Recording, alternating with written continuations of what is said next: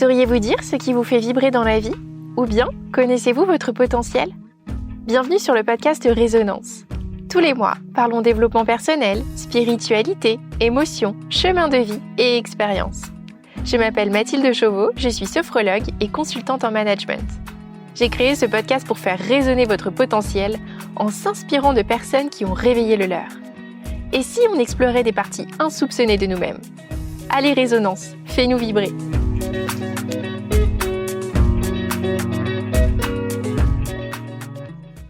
Bonjour Edouard. Bonjour Mathilde. Alors Edouard, tu viens de Nouvelle-Calédonie, tu es comédien, consultant dans ton entreprise qui s'appelle Olisco. Je suis ravie de faire ce podcast avec toi sur le théâtre d'improvisation. Alors tu t'appuies sur la méthodologie et la philosophie du théâtre d'improvisation pour former, aider les managers, les dirigeants dans leur mission quotidienne et leur rôle. Et tu fais le lien entre ces deux univers. Et en 2016, tu as été champion du monde de théâtre d'improvisation. Donc oui, j'ai été champion du monde en 2016 d'un spectacle qui s'appelle le Championnat du monde d'improvisation.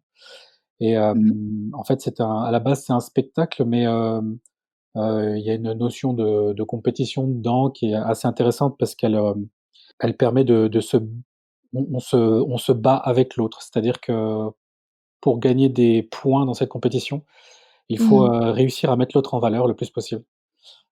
Et c'est plus un spectacle qu'une compétition, mais je dois avouer que ça m'a permis de passer, au journal, aux 20 heures comme on dirait, en Nouvelle-Calédonie.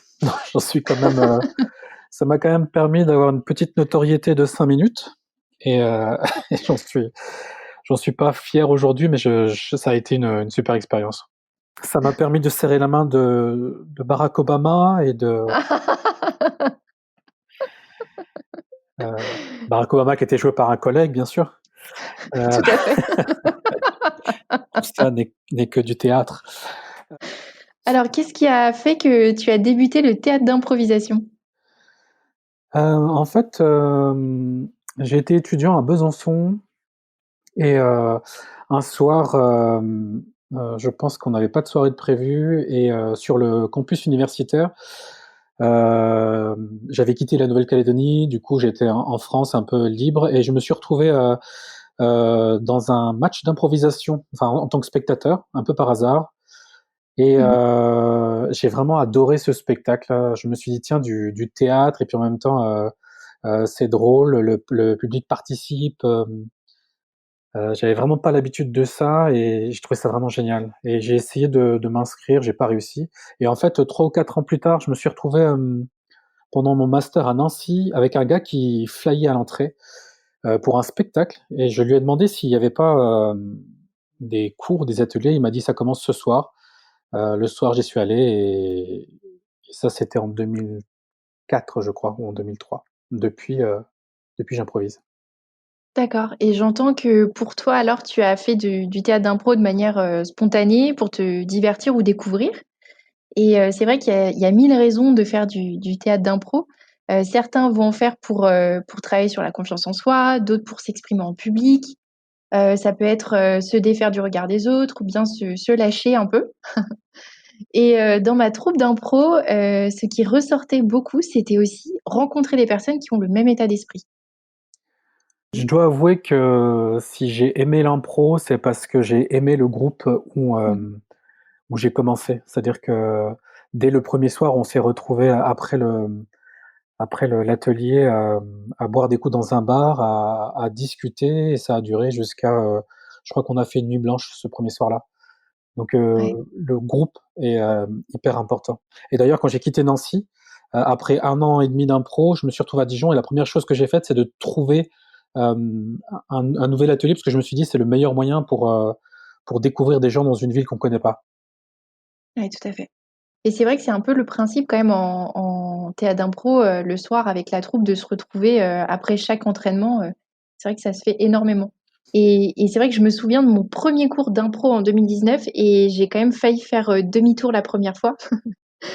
Très vite, j'ai tissé des liens très forts avec, le groupe et ça devenait vraiment important pour moi d'y aller, parce que voilà, c'est aussi, un groupe, d'entraide. avant tout, et c'est quand même la première fois que je ressentais autant de bienveillance et d'empathie au sein d'un groupe. Et vraiment une bienveillance profonde et sincère, hein. Oui, c'est tout le travail du coach ou de l'entraîneur, de réussir à amener un petit peu cette, construction de groupe. C'est pour ça Mm. qu'en général, on fait démarrer les nouveaux tous ensemble, pour que chacun puisse avoir un petit peu un regard juste sur ce qui se passe. C'est-à-dire que oui, le travail est immense, mais oui, en fait, on a tous à amener quelque chose à cet instant-là et si le coach travaille bien, en fait, il permet à chacun de voir, quels sont les atouts, les forces de chacun et à quel point ça va être complémentaire pour nous tous et à quel point on peut prendre du plaisir, en fait, à essayer, à se tromper, à en rire, à rire de tout ce côté justement, où il n'y a pas de performance. C'est-à-dire qu'on vous demande juste d'essayer et de prendre du plaisir à essayer et après on vous demande Mm. d'échouer et à prendre du plaisir à échouer et c'est vraiment très contradictoire avec tout ce qu'on a pu nous apprendre, au départ, dans la société. Oui, tout à fait. Alors, qu'est-ce qui te fait actuellement vibrer à travers le théâtre d'impro? Ouh là là, je crois tout. En fait, il y a l'impro est devenu un petit peu, un révélateur de ma manière de fonctionner. C'est-à-dire que pendant longtemps, je me suis dit, j'ai une façon de faire qui ne permet pas, par exemple, quand j'étais avec des amis, de programmer des choses à long terme parce que je me disais: «Je j'arrive pas à me projeter» et en fait, je me suis rendu compte que, l'impro, utilise ces modèles-là et Mm. utilise en fait, la notion de présent. Donc pour moi, il y a vraiment tout un état d'esprit qu'est-ce qui se passe là maintenant, avec qui je suis, Mm. qui sont ces gens, qu'est-ce que je peux faire avec eux, quel est leur univers et en fait, il y a toute une dimension, sociale et artistique en fait, qui est pour moi, riche et inépuisable. Hem, Mm. au niveau social parce qu'il y a, heu ça m'a apporté, un regard sur les autres, c'est-à-dire, plutôt que de me dire: «L'autre est différent», maintenant je me demande qu'est-ce qui pourrait, m'apporter, mais pas, en richesse intérieure, je veux dire. Mm. Pourquoi il réfléchit comme ça? Qu'est-ce que ça amène comme conception? J'ai remarqué que l'impro m'avait apporté aussi une approche systémique sur les choses, c'est-à-dire que Mm. tout n'est pas des éléments séparés, mais tout est, c'est un ensemble. Des fois, dans une impro, on peut prendre quelqu'un qu'on considère comme pas bon, quelqu'un qu'on considère comme très bon. Ils vont faire une impro extraordinaire et on va mettre deux personnes reconnues comme étant de grands improvisateurs et ils vont faire une impro qui n'est pas intéressante. Ouais. Hem, c'est pas la somme des gens qui est importante, c'est ce qui se passe, c'est une alchimie à ce moment-là et vraiment ça oblige les gens à se porter des regards vraiment différents. Donc moi, il y a eu, cette idée de se dire la bienveillance, en fait, c'est pas juste un mot, c'est pas juste, quelque chose qui est très élimé aujourd'hui. C'est vraiment, Mm. une façon d'être et une façon de voir l'autre qui permet, je trouve, de mieux vivre les choses. Je vais faire un lien avec le covid en ce moment-là. Hem, il y a plein de j'ai eu plein de pensées au bout d'un moment qui me disaient, «Pourquoi les autres sortent et pourquoi moi je reste confiné?» et je me suis posé la question de: «OK, c'est quoi leur modèle?» Et je me suis dit, Mm. en fait, je ne sais pas ce qu'ils vivent, donc je peux pas me permettre de juger et en fait, le fait de me Tout dire à ça, fait. ça me permettait de me dire: «Moi, je participe à mon niveau et eux participent à leur niveau aussi et ensemble, Mm. on fait que, ce confinement a fonctionné». Tout à fait. Donc c'est pas qu'il y a des gens qui ont fait les malins ou qui ont été plus moins respectueux que d'autres. Ils ont fait avec ce qu'ils pouvaient faire, en fait et je pense que tout le monde y a mis du sien. Ouais, exactement. La notion artistique que j'ai pas trop abordée aussi, l'improvisation pour moi c'est, on c'est pour ça que tout à l'heure je disais champion du monde, c'est un quelque chose que j'ai du mal un peu à accepter aujourd'hui, c'est parce que ça enlève le côté vraiment artistique qu'on peut rechercher aujourd'hui et Mm. pour moi, c'est une source inépuisable un petit peu de recherche et de travail parce qu'on peut se dire que, par exemple, tiens, on pourra improviser une pièce à la manière de Shakespeare et du coup, ce qui serait intéressant, c'est de se dire, tiens, comment travaillait Shakespeare? Quels sont les codes qu'il a utilisés? Quels sont les systèmes narratifs? Quelle était la politique de l'époque? Et se dire, je vais m'imprégner de tout ça et refaire un Shakespeare de l'époque. Mais on a aussi la chance de pouvoir se dire, Shakespeare regardait avec ce prisme-là la société. Qu'est-ce qui se passe si je transforme, Shakespeare aujourd'hui? Et je regarde donc, avec les yeux de Shakespeare, je regarde notre société d'aujourd'hui, je retraite les mêmes Mmh. comment choses qu'il a pu traiter à son époque, la jalousie, comment on se comporte avec les réseaux sociaux, etc. Donc pour moi, il y a vraiment une forme artistique qui souvent est placée au second degré parce que l'impro aujourd'hui se joue dans des petites salles, donc dans des cafés-théâtres souvent, là où on Mmh. nous demande d'être drôle. Donc il est très difficile de se dire je vais faire autre chose que juste être drôle, même si je considère qu'être drôle c'est aussi un art. Tout dépend de ce qu'on met derrière être drôle.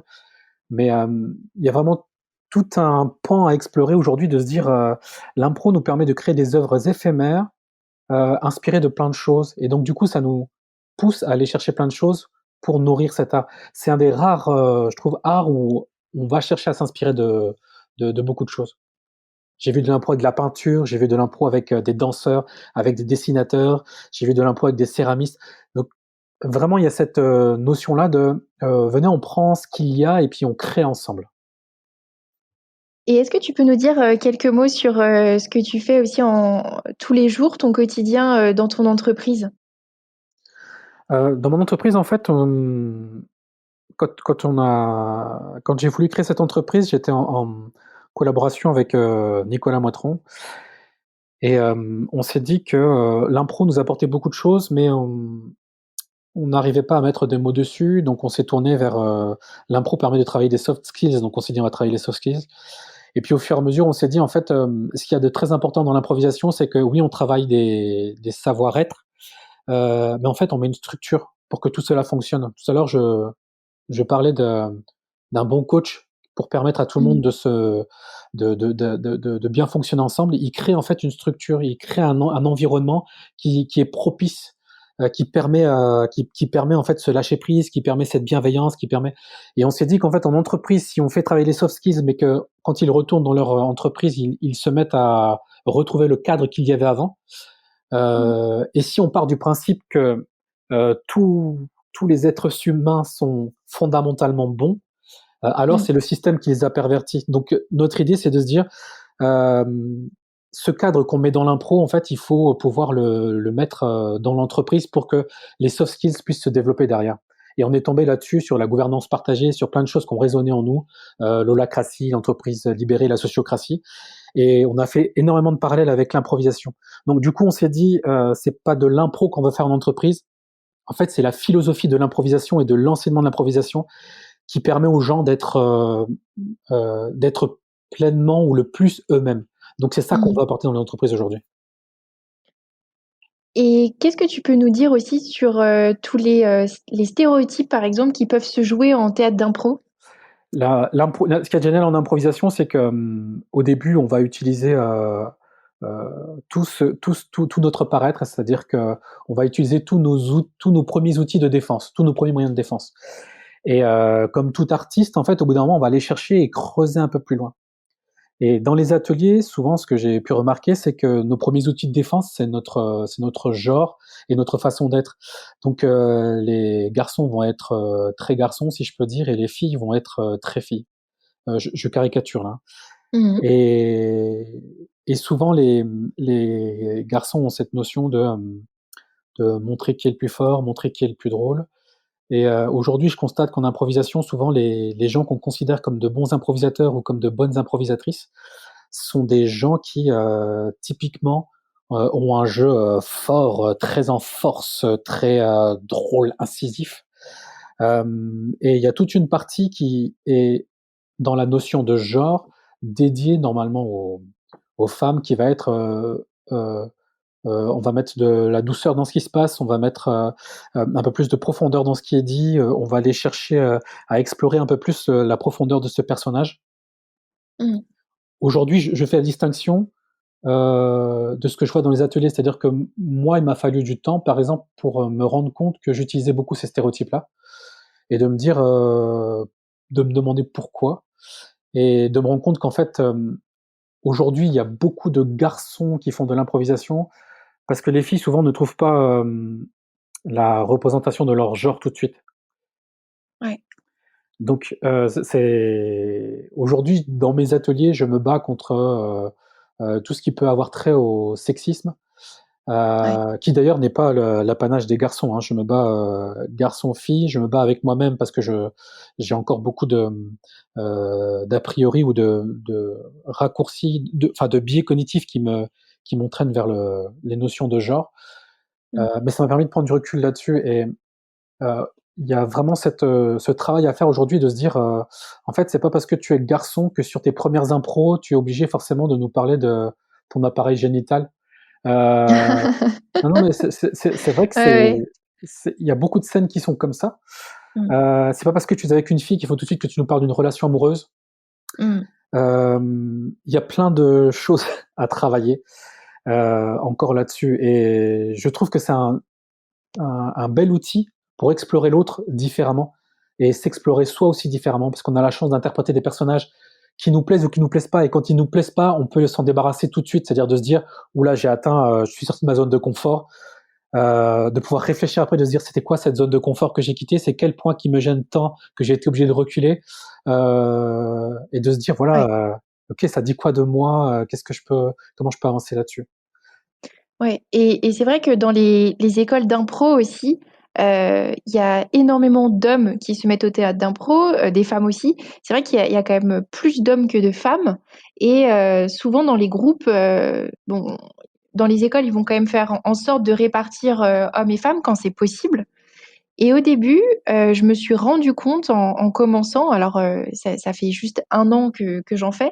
Je me suis rendu compte que je partais aussi avec une croyance, assez limitante au départ en me disant: «Oh là là, mais c'est vrai que les hommes, apprennent, très tôt à faire rire et pour une femme, ça va peut-être être plus compliqué». Alors qu'en fait, pas du tout, mais juste pas du tout et c'est quand même, le premier point, c'est de se dire aussi qu'on a quand même tous le potentiel de toucher les gens, de les faire rire ou peut-être même pleurer et que l'on soit un homme ou une femme, en fait. Et puis aussi de se dire que, les scènes en théâtre d'impro, elles sont pas toujours drôles. Alors, on imagine souvent le théâtre d'impro, avec des scènes drôles, mais c'est pas toujours le cas et et c'est surtout que quand on est, sur scène ou quand on est en cours d'impro, on n'est pas seul. L'histoire, on la crée avec les autres, avec le groupe et on a souvent, l'impression que oui, ça va être comme du stand-up et on va faire rire toute la salle et on va passer tout seul. Mais c'est pas toujours le cas. C'est même, c'est même ce qu'on essaie de sortir de ça aujourd'hui Mmh. en improvisation. C'est-à-dire qu'il y a un côté, très humoristique. En fait, aujourd'hui, l'impro est considéré comme une seule chose. Pour moi, il va falloir que l'impro, puisse, comme le théâtre, se donner des genres. C'est-à-dire qu'il y a des Mmh. moments où, si tu veux voir de l'impro drôle, va voir de l'impro qui est tagué drôle. Si tu veux voir de Mmh. l'impro, un petit peu comme au théâtre, on pourrait se dire, il y a du théâtre de boulevard, il y a du théâtre contemporain, il y a du théâtre, à la manière de Shakespeare et Mmh. cetera et cetera. Aujourd'hui, on n'a pas encore, toute cette différenciation et je pense que, quand on aura ça, on aura déjà un public, plus large. Moi, je me rappelle qu'un jour, un public est venu nous voir, Ouais. on leur avait dit: «Attention, c'est un drame». Les gens nous ont dit: «Oui, bien sûr» et au bout d'1 heure et quart, donc c'était une pièce d'1 heure et quart qu'on a improvisée, hem, on n'a pas d'applaudissements à la fin et on se dit: «Mince, D'accord. la salle se rallume» et en fait, on voit que toute la salle est en pleurs. Donc on se dit: «Ah bon, bah, en fait, voilà, on a provoqué des émotions et ça, c'est chouette» et en fait, le retour qu'on a eu des spectateurs, c'était: «Je n'étais pas venu là pour ça. Mmh. Ouais. Vous m'avez un peu, pris en otage». Donc on leur dit: «Le spectacle était pas bien». «Si, mais j'étais venu pour me détendre, j'étais venu pour rire et là, vous m'avez bouleversé, vous m'avez, ch». Nous, on s'est dit: «Ben, c'est chouette», mais on s'est rappelé quand même que quand des spectateurs viennent dans un café-théâtre, s'ils ont décidé de venir rire, on peut pas leur proposer autre chose, en fait.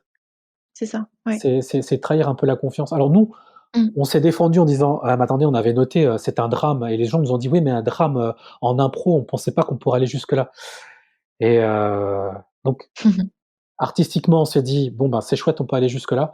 Après, c'est vrai que pour le bien du public et pour, la bienveillance envers le public, il y a encore beaucoup de chemin à faire sur, l'information. Pouvoir dire aux gens: «Attention, c'est pas parce que c'est de l'impro que c'est drôle. Regardez, les sous-titres en dessous», j'ai envie de dire. Tout à fait. Et je trouvais ça intéressant ce que tu disais tout à l'heure sur le regard qui change sur l'autre. Je me suis rendu compte que c'est vrai qu'avec le théâtre d'impro, on prend encore plus soin de l'autre quand il s'exprime. On apprend véritablement à l'écouter et en fait à accueillir son idée pour rebondir sur l'histoire qu'il vient de nous proposer. Et c'est assez intéressant parce qu'on apprend à dire oui et à la proposition de l'autre pour continuer l'histoire. Et ça paraît simple comme ça, mais en fait, quand on fait des exercices au départ, on se rend compte qu'on a quand même certains mécanismes où on va pas vouloir toujours accepter l'histoire de l'autre, et donc ça vient un peu nous challenger quand même. Et même au travail, par exemple, on peut se rendre compte, hein, si on observe des conversations entre les personnes, on peut se dire, attends, là, est-ce qu'elles s'écoutent vraiment, véritablement, ou est-ce que on est en train de plutôt de réfléchir à donner notre opinion? Et le soin de l'autre, ça a été pour moi un des points les plus forts en fait, en termes de constatation. Mmh. En fait, en impro, on se rend compte que quand on fait confiance à l'autre, en fait, quand Mmh. on a confiance en l'autre, l'autre nous fait confiance aussi et Ouais, du coup, il nous permet souvent de, passer des barrières, de passer des caps. ouais, C'est-à-dire que la 1re fois où j'ai osé faire une scène dramatique, c'était parce que j'étais avec, une collègue, et cette ouais, collègue, je savais qu'elle, jouer des scènes dramatiques, c'était son kiff. Et donc je savais que si j'allais là-dedans, je lui ferais plaisir et en même temps, je savais qu'elle me répondrait d'une manière qui me permettrait de garder ce fil conducteur-là. Donc je me souviens d'accord. de cette scène où, elle a commencé très posée, j'ai fait tout l'inverse de ce que je faisais, c'est-à-dire sauter dans tous les sens et essayer de faire rire et j'ai pris un pied monstrueux à donner et à recevoir et au bout d'un moment à avoir à me dire: «Attention, attention, c'est une scène en fait, remets de la distanciation par rapport à ce que tu es en train de vivre et donc du coup nourris ton personnage Mmh. parce que j'étais en train de me laisser emporter et les retours qu'on a eu du public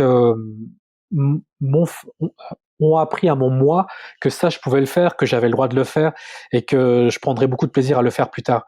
Et c'est pour ça que maintenant je me Ouais. relance très facilement là-dedans. Donc c'est vrai que donner confiance à l'autre et qu'il nous la renvoie, ça permet de soi-même de se développer tout seul. Et donc par rapport à là, ce que tu viens de dire, qu'est-ce que le théâtre d'improvisation a fait naître en toi en termes de développement personnel? Euh, Il y a eu, vraiment une, là, je parlais de la bienveillance tout à l'heure, j'ai Mmh. mis vraiment beaucoup de sens dans ce mot-là, de l'humilité aussi, Mmh. de se rendre compte que, hem, la personne qui est en face, en fait, a vraiment un univers et moi, j'avais tendance à contrôler les improvisations au début, c'est-à-dire à suivre mon idée et réussir à biaiser un peu pour dire: «Oui, je prends ton idée, mais regarde la mienne est bien aussi, vient plutôt de mon côté» et de se rendre compte qu'en fait, on peut se laisser guider par l'imaginaire de l'autre Mmh. et que ça fonctionne, bah, de se dire, «Ah en fait, heu, il y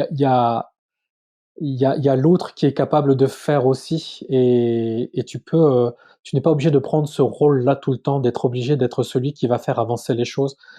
Tu peux te laisser porter aussi et figure-toi qu'ils le font très bien et du coup, j'avoue que ça m'a permis de me mettre, beaucoup plus en retrait on parle souvent d'écoute active Mmh. et d'acceptation de l'autre. Moi, ça a été un vrai chemin parce que j'ai toujours eu des renvois de gens qui me disaient: «Ah, tu es drôle et tu rebondis sur les autres». En fait, je me suis rendu compte que c'était faux, que je le faisais, d'une manière biaisée. Heu, D'accord. c'est un coach qui me l'avait dit, il m'avait dit: «En fait, tu es très intelligent parce que tu réussis à nous faire croire que tu es en train de suivre l'idée de l'autre, mais tu amènes l'autre dans ton idée». Et il Ouais. m'avait fallu du temps pour accepter ça. C'est-à-dire j'étais persuadé d'être quelqu'un de qui suivait, qui prenait les histoires de l'autre et en fait, non et souvent l'impro m'a remis un petit peu, beaucoup à ma place, Ouais.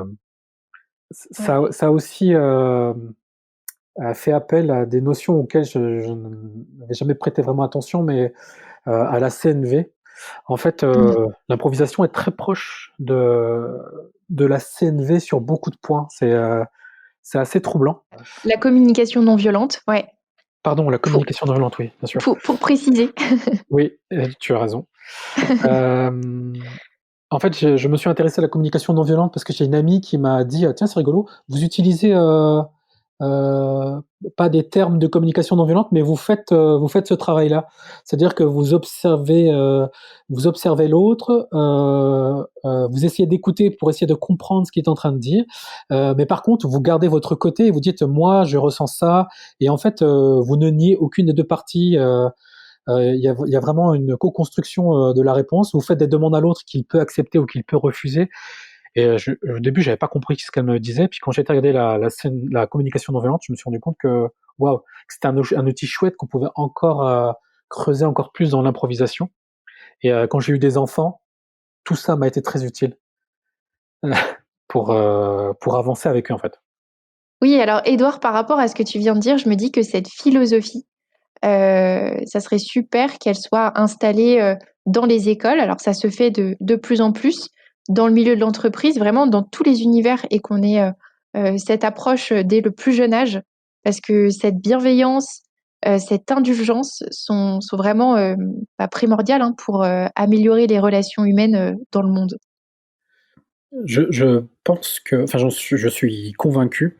Après, il y a, avec la société qu'on a montée là, au LISCO, l'idée c'était de se dire que, en fait, tout ça, ce sont des soft skills, comme on appelle ça en entreprise aujourd'hui. Mm. Tous ces soft skills là, en fait, sont développables, uniquement quand on a un endroit qui est sécurisé. Je parlais tout à l'heure du travail du coach dans un atelier d'improvisation. C'est tout Mm. son travail de permettre à chacun de pouvoir s'exprimer, de se sentir en sécurité, de sentir qu'il y a un groupe qui est créé, et qu'il y a des barrières qui permettent à chacun de s'exprimer en liberté et avec le respect, de chacun.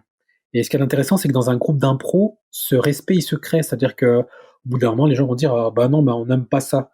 Donc le groupe apprend que, ça, par exemple, on n'en parlera pas, dans notre groupe parce que, je sais pas, il y en a qui n'aiment pas ça. Et en fait, ça fait Mm. des choses apprenantes, ça fait des systèmes qui permettent à chacun de se dire, «Moi ça je suis d'accord, moi ça je suis pas d'accord», comment on l'aborde, comment on ne l'aborde pas, et on se fixe comme ça des règles qui deviennent des règles, non pas tacites, mais des règles explicites. Oui, Et tout à fait. on s'est dit que pour que tout ça fonctionne, il fallait qu'il y ait la structure qui aille avec, et qu'aujourd'hui, si la plupart des entreprises ne fonctionnent pas, c'est parce que la structure ne permet pas, à chacun de s'exprimer librement, ou à chacun de pouvoir exprimer son plein potentiel. Et c'est Mm. comme ça qu'on est tombé sur, la gouvernance partagée, sur, l'holacratie, sur, des systèmes comme ça qui, permettent en fait à l'individu d'être, souverain dans une structure.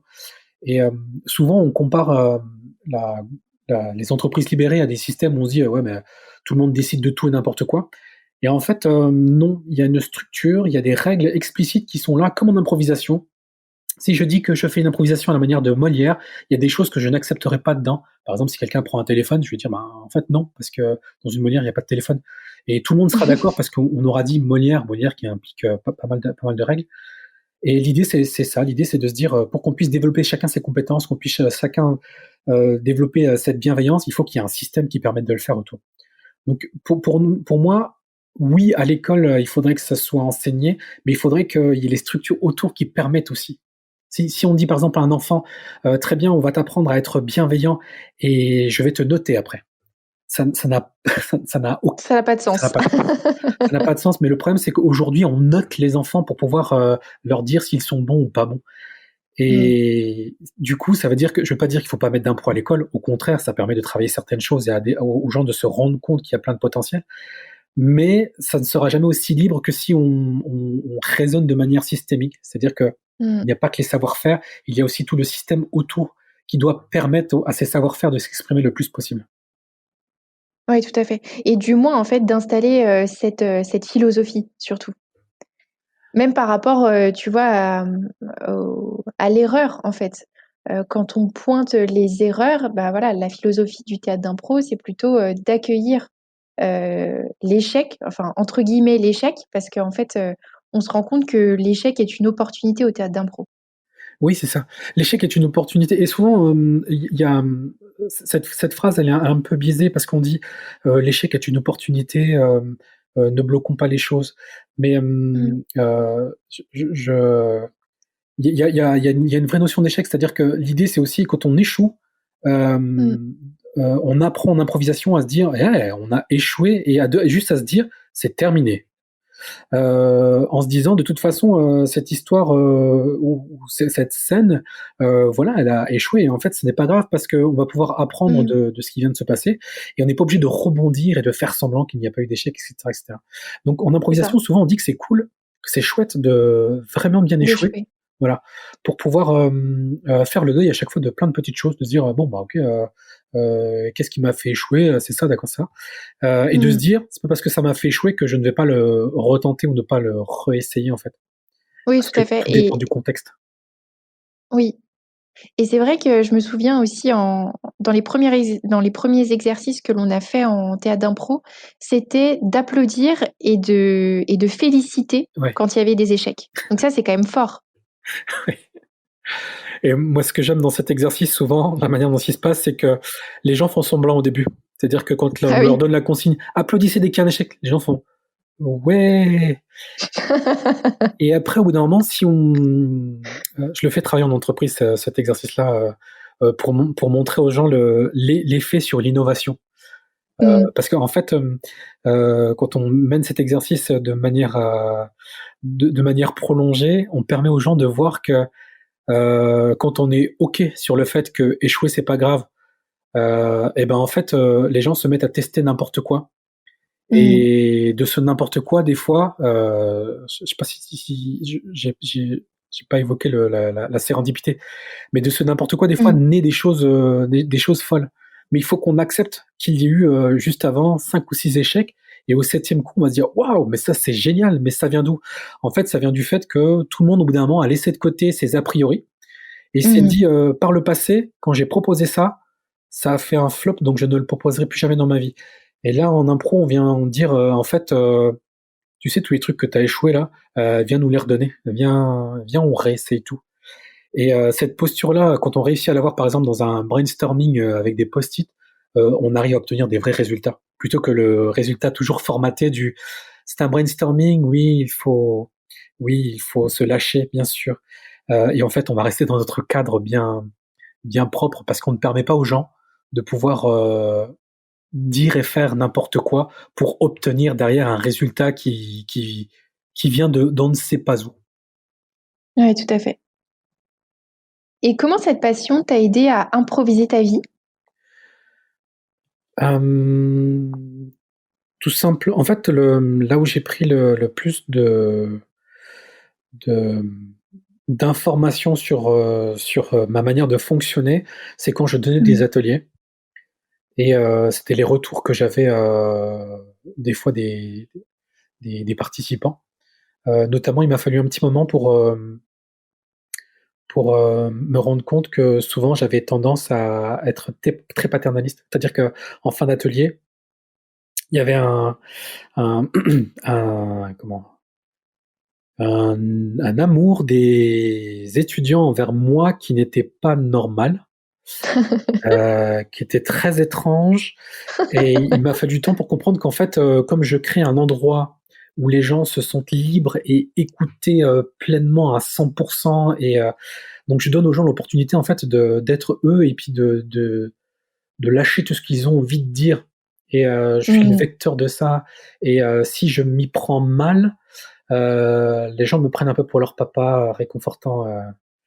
Donc il m'a fallu D'accord. beaucoup de temps pour remettre les choses en place. Et puis, par exemple, juste me dire que dans la vie, on donne des choses aux gens, mais il faut pas attendre en retour qu'il y ait de l'amour ou qu'il y ait du. On est juste voilà, un transmetteur.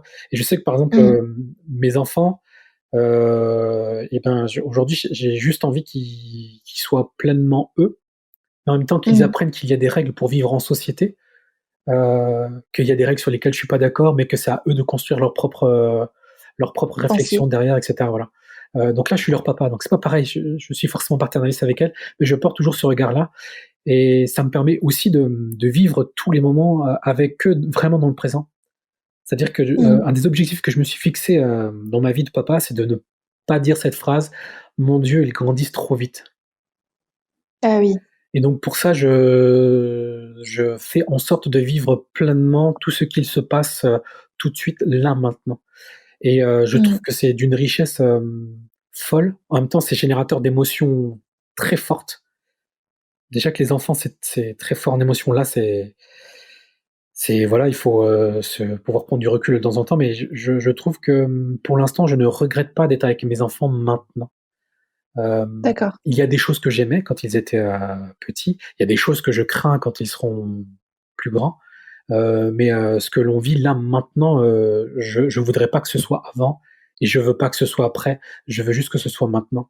Et ça, c'est vraiment une posture de l'improvisateur qui est fondamentale pour réussir à se connecter à l'autre. On appelle la connexion, c'est juste pour être raisonner avec l'autre, quoi.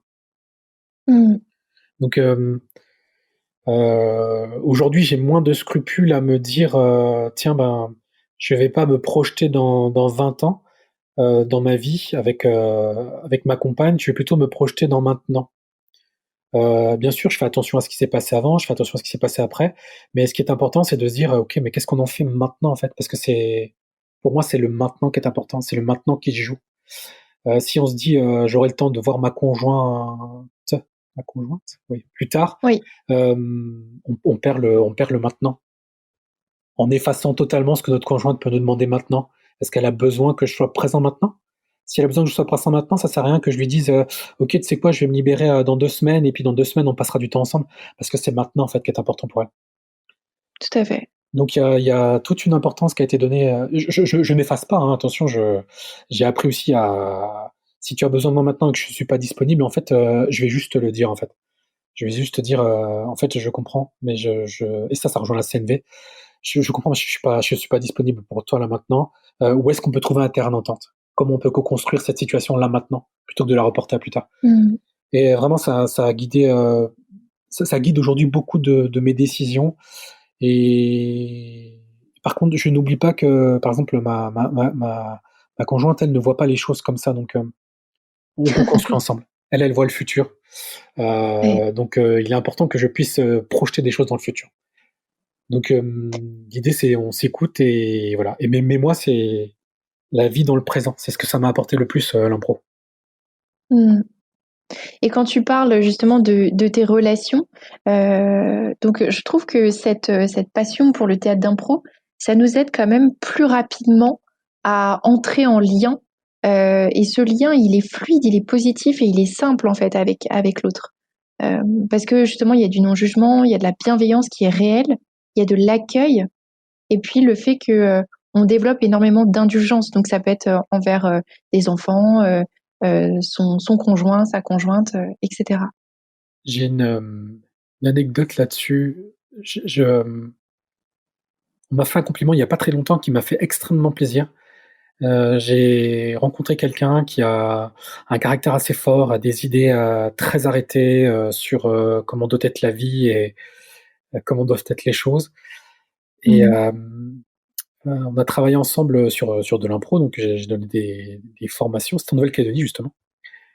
Et à la fin, il m'a dit c'est la première fois que que de la bienveillance ne m'emmerde pas. Il m'a dit: «Tu es la première personne qui vient de me faire comprendre ce que la bienveillance, en fait, c'était pas forcément être, faux cul et je te remercie pour ça». Il dit: «J'aime toujours pas ça, mais je trouve ça vraiment chouette la manière dont tu le fais» Ah et ouais. j'ai trouvé ça vraiment, mmh, comment?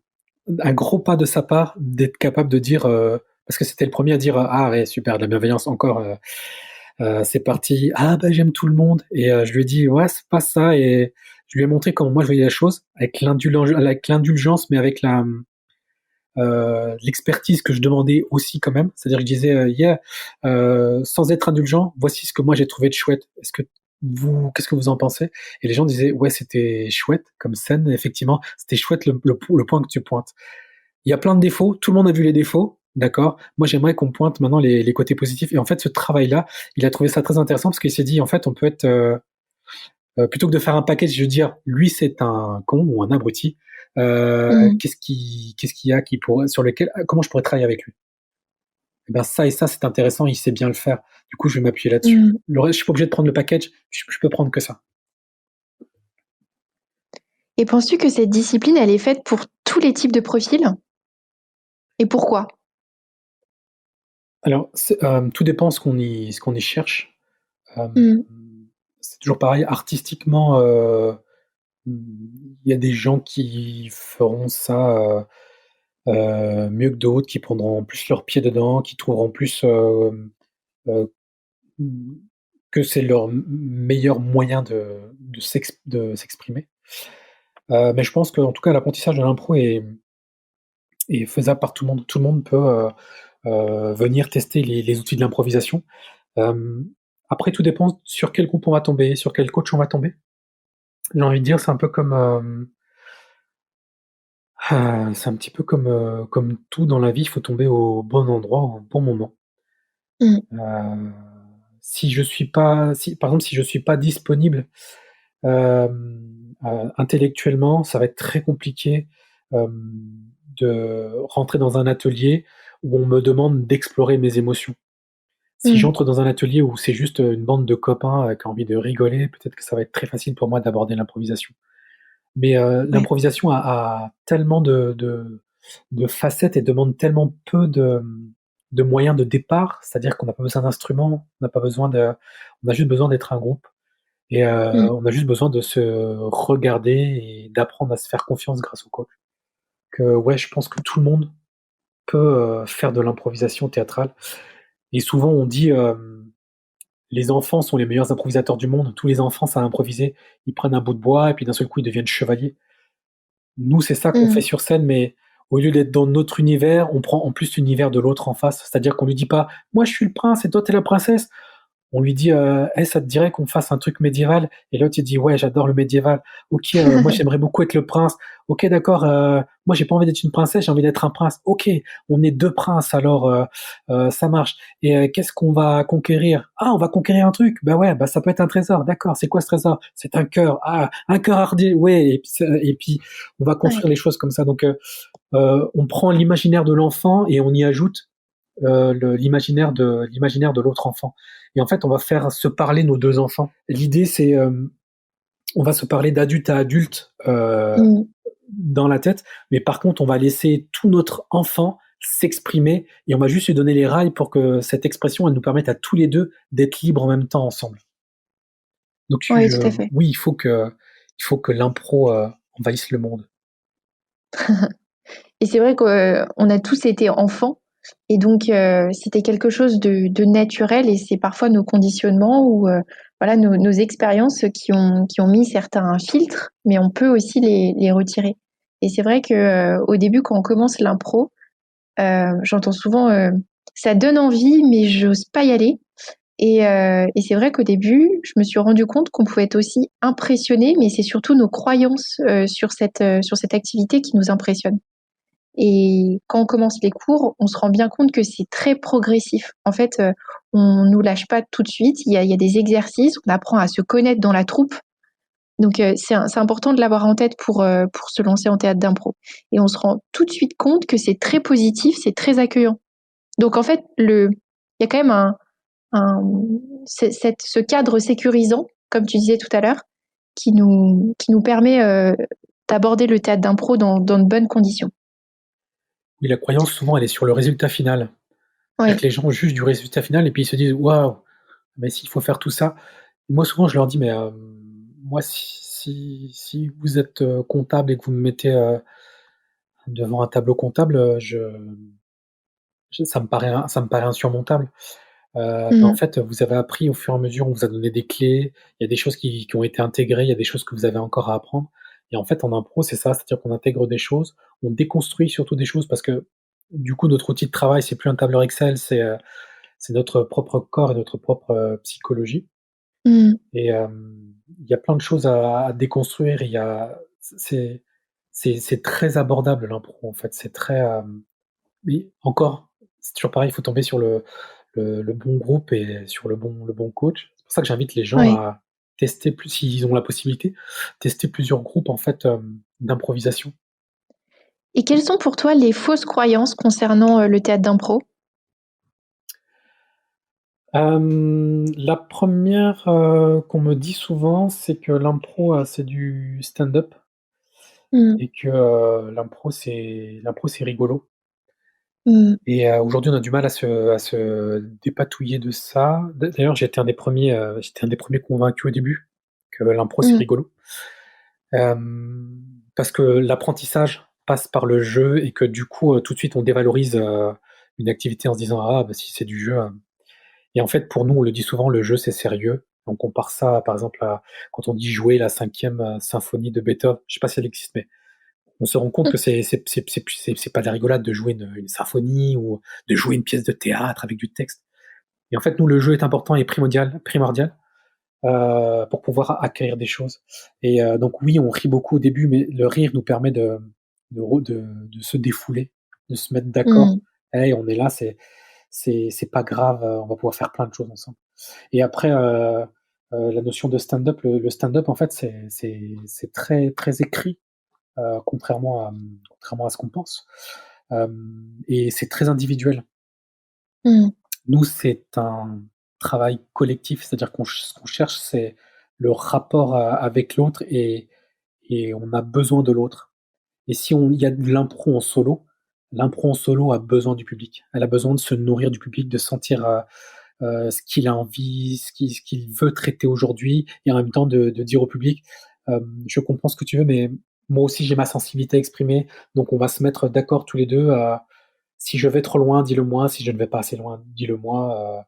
Avec tes retours, c'est-à-dire avec tes soupirs, avec tes applaudissements, avec tes rires, avec, avec tes cris, avec tout ça. Il y a cette communion-là. Et on a du mal à voir l'improvisation comme, ça fait ésotérique ce que je dis, mais pas du tout, hein. On a du mal à voir l'improvisation comme quelque chose où on va se mettre les uns et les autres et se connecter et s'écouter pour mieux se comprendre. Heu, et ça, Ouais. c'est quelque chose qu'on découvre en impro, que je trouve, fabuleux. Et d'ailleurs, on n'a pas besoin d'avoir, beaucoup de réparties pour faire de l'impro? Non, non, ça c'est Mmh. une croyance aussi. C'est-à-dire que les gens nous voient Mmh. aller vite, donc ils se disent: «Waouh, il faut de la répartie», et en fait cette répartie, elle s'appuie, comme je disais tout à l'heure, sur des structures qu'on a narratives. C'est-à-dire que, si je sais qu'à ce moment-là, il faudrait que je mette le personnage d'en face en colère, et ben, on sait comment mettre en colère, quelqu'un, donc je sais comment mettre en colère un personnage, et donc du coup pendant, je sais pas, pendant 3 minutes, et ben, le texte va sortir tout seul parce que je sais dans quelle direction je vais. Je sais que je vais le mettre en colère, Mmh. et puis si l'instant d'après, il faut que je le réconforte, bah, je connais des mots pour réconforter, donc je vais pendant 3 minutes, je vais être en roue libre sur le voici comment je vais te réconforter, et cetera, et cetera. Donc souvent on se dit: «Waouh, il faut de la répartie et tout», et je fais: «Ben non, la répartie en fait ça se travaille aussi». C'est comme, si je demande à un professionnel de m'expliquer, à un menuisier de m'expliquer, comment il fait un meuble, et ben, il va réussir à me tenir le crachoir pendant 30 minutes, bah, parce qu'il sait ce qu'il a à m'expliquer. Ouais. Et si tu devais donner envie à quelqu'un de se lancer en théâtre d'impro, qu'est-ce que tu lui dirais? Je lui dirais, peut-être, en lien avec un TEDx que j'ai vu il y a pas longtemps, Mmh. est-ce que tu connais la différence entre un risque et un danger? En improvisation, il n'y a pas de Ouais. danger, il n'y a que des Mmh. risques, et en fait, le risque, le plus grave que tu cours, c'est, d'y prendre énormément de plaisir. Donc comme il n'y a pas de danger, j'ai envie de dire: «Lance-toi», et de rappeler aussi aux gens que l'improvisation, ça s'apprend, en groupe. C'est-à-dire que c'est un apprentissage de groupe et on va avancer en groupe, et ça, c'est la magie de se dire, «Tiens, je vais pouvoir donner», puis quand je peux pas donner, quand je suis pas en état de donner, et ben, je vais laisser les autres faire, et je vais prendre, et si je suis en état de prendre, je vais prendre beaucoup, si je suis pas en état de prendre, je vais pas prendre beaucoup, mais il y aura toujours ce groupe-là qui sera là pour au moins passer un bon moment, et au bout d'un moment, bah, j'aurai envie de donner, puis j'aurai envie d'attraper, puis j'aurai envie de tirer, puis j'aurai envie d'échouer, puis j'aurai envie de plonger, de faire plein de choses, et tout ça, en fait, se fait, petit à petit. C'est vraiment un apprentissage de la marche de l'esprit, pardon. Merci beaucoup, Édouard. Merci à toi, Mathilde. Merci pour, ce plaisir partagé.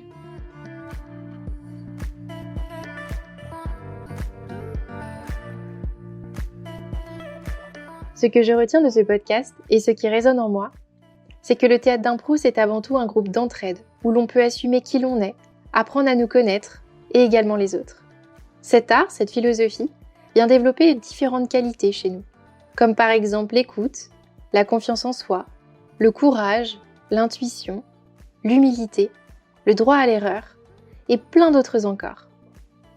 Le théâtre d'impro apprend à changer de regard sur ce qui nous entoure, prendre du recul sur les événements de la vie et ouvre tous les possibles. C'est aussi explorer le monde de l'autre au moment où il nous le présente, sans lui coller d'étiquette, car tout est construit ensemble. Chacun fait un pas vers l'autre, en toute confiance. Quelle merveilleuse invention que de mettre en mouvement tout un collectif qui permet à chacun de trouver sa propre place, d'exprimer son potentiel et d'ajouter à l'histoire sa touche personnelle. Chacun a son talent intérieur, un trésor à découvrir. Et vous, qu'est-ce qui résonne en vous ?